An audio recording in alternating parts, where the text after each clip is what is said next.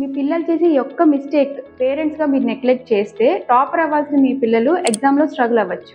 మా దగ్గరకు వచ్చే చాలా మంది పేరెంట్స్, మేడం మా పిల్లలు ఫోకస్ చేయలేకపోతున్నారు, చదివింది గుర్తుండట్లేదు, ఎగ్జామ్ హాల్లో బ్లాంక్ అయిపోతారేమో అని భయంగా ఉంది మేడం, దీనికి ఏదైనా సొల్యూషన్ చెప్పండి అని అడుగుతున్నారు. అటువంటి పేరెంట్స్ కోసం ఈ వీడియో చేస్తున్నాను. ఎగ్జామ్స్ వస్తున్నాయని నైట్ అంతా చదివి ఎగ్జామ్ హాల్లోకి వెళ్ళి నిద్రపోయాడంట.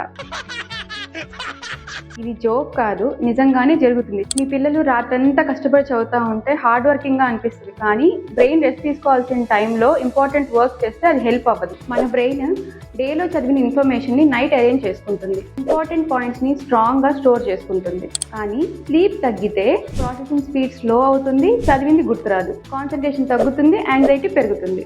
అందుకే మీ పిల్లలు ఎగ్జామ్ లో సక్సెస్ అవ్వాలి అంటే ఓవర్ నైట్ స్టడీ కాదు, గుర్తుపెట్టుకోండి, smart revision and proper sleep ఉంటేనే మీ పిల్లలు టాపర్ అవుతారు.